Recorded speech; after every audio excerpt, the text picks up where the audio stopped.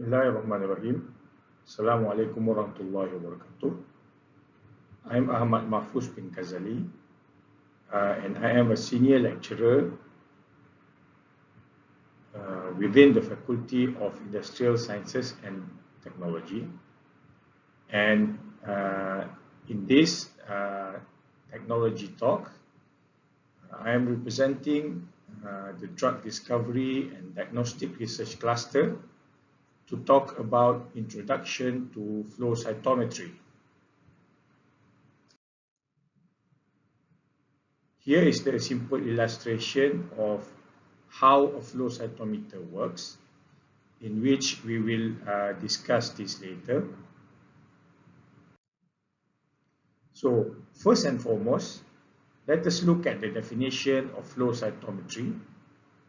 So cytometry, the word cytometry itself, it is a Greek word that consists of cyto and metry, which means hollow or cell, and then metry for measurement. So flow cytometry could be defined as a technology in which the physical and chemical measurement are made on particles as they flow one by one through a flow chamber at rates of several thousands per second.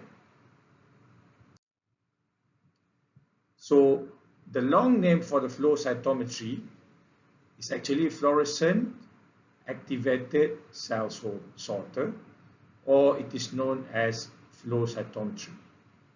So it's either FACS or flow cytometry. So before we go further into the principle of flow cytometry and how it is working and then the application, let us look at some example of flow cytometry. In general, flow cytometry could be divided into two. Firstly, on my left, you have analyzers. So analyzers are used to inquire or to get information from cells.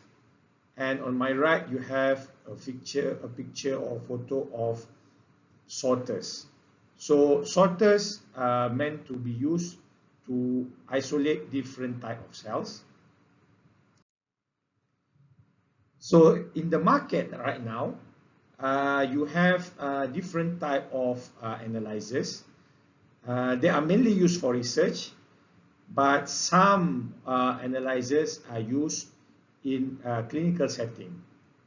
So you have companies such as Beckman Coulter and also Becton Dickinson or BD. So these two companies mainly specialize in flow cytometers, especially the analyzers. And you also have other companies such as Miltenyi, Millipore, and we realized that recently even Sony got into flow cytometer by having an analyzer and also sorter. However, in the market, I believe there are less variety of sorters. So these are the ones that I could find so far. Mostly they come from BD or Becton Dickinson.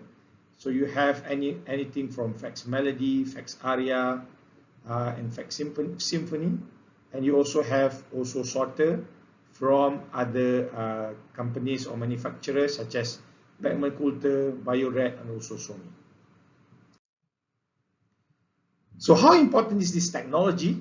So when you look at the data and you go to the PubMed and type the word flow cytometry, so you can see there's an exponential increase of papers or result from the word flow cytometry from your search in PubMed from 1974 until 2021.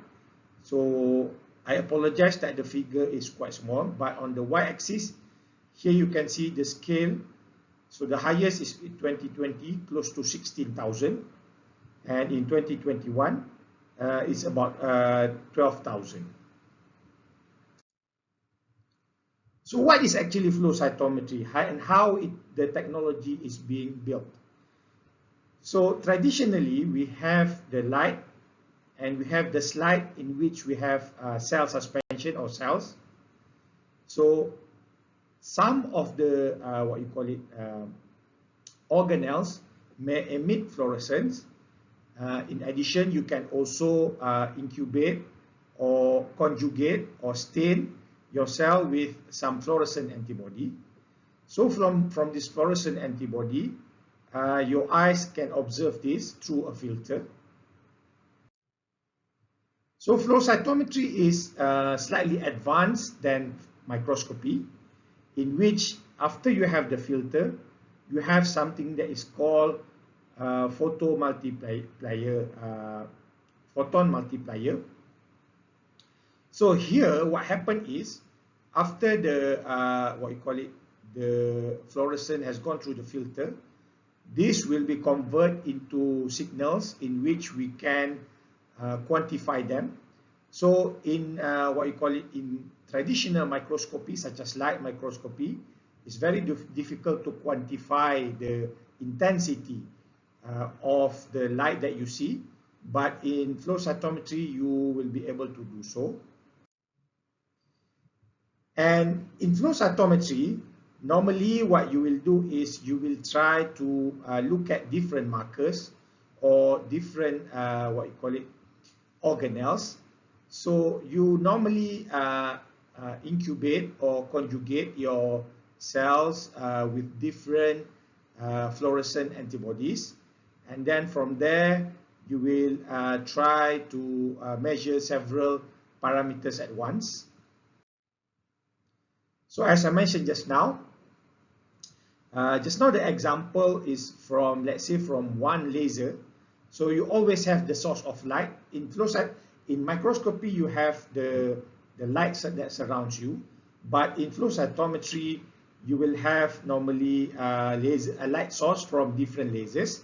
So this different laser will cause excitation of the fluorescence antibody that you use in your experiment. So different laser will excite at different wavelength. So after going through the certain filter and going to the photon multiplier, you can, or you will be able to see or quantify the intensity of the fluorescence for each of the parameters that you measure. I believe until today, maybe you can measure up to 25 to 30 parameters in one time. Okay, let us look at flow cytometry, how the data looks like.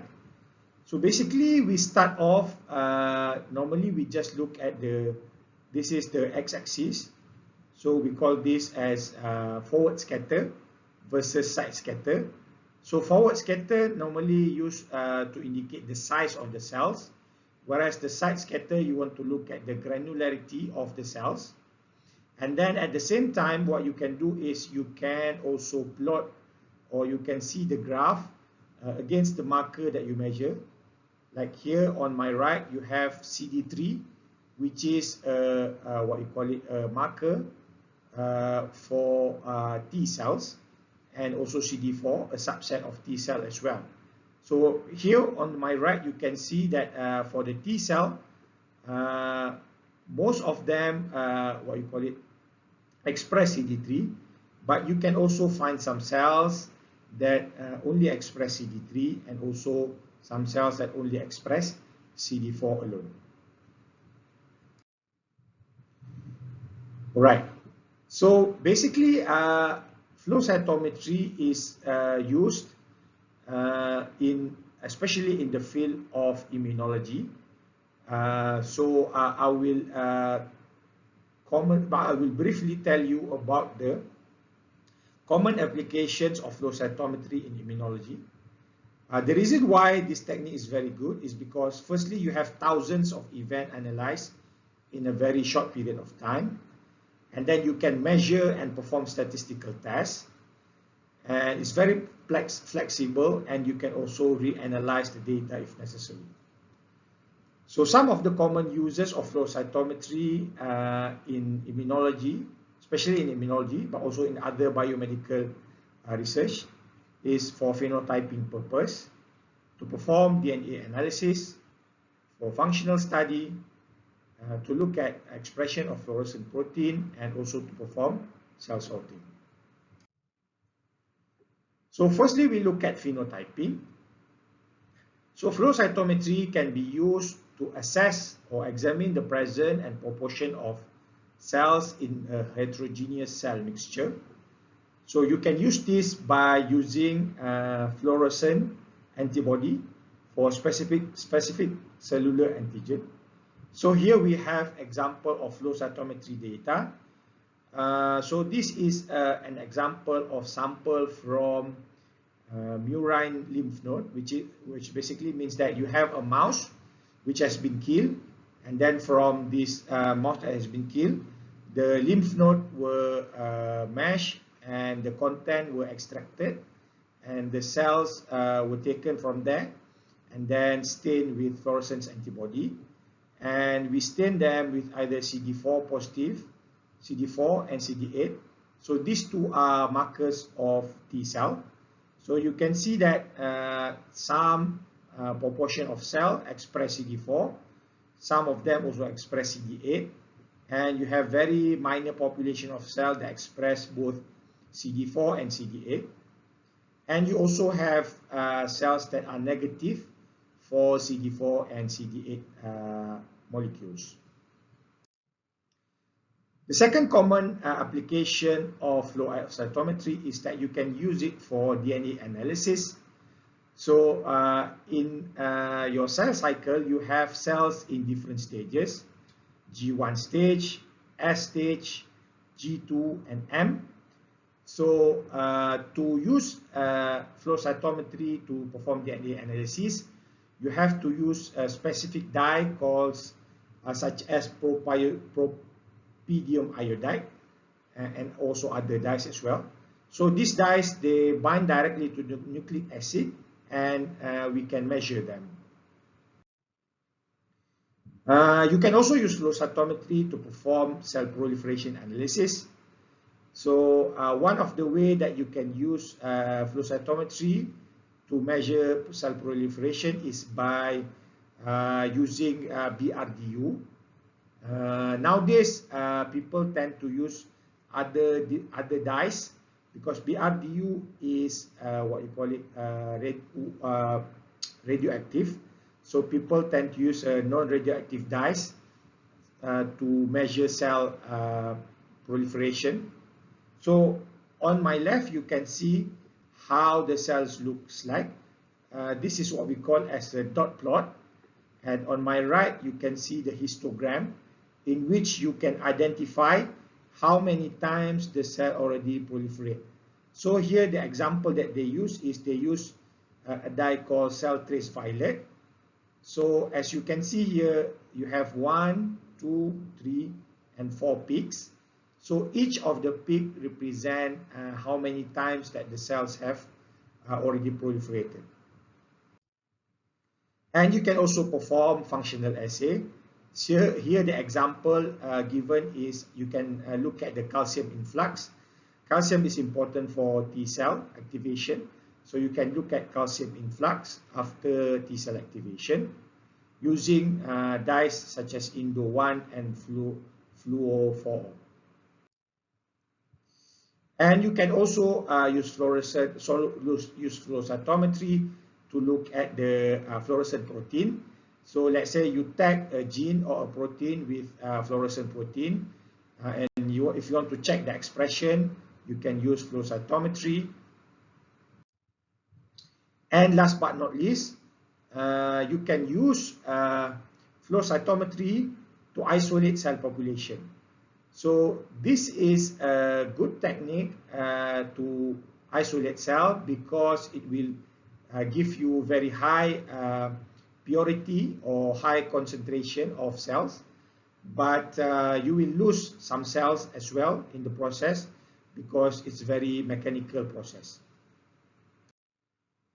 So in summary, for flow cytometry, you have a cell, and then after the excitation of fluorescent antibody by the laser, you have the lens and the filter After that, the signal will be detected by PMT and then converted to electronics, and you can read the signal from the software in your computer.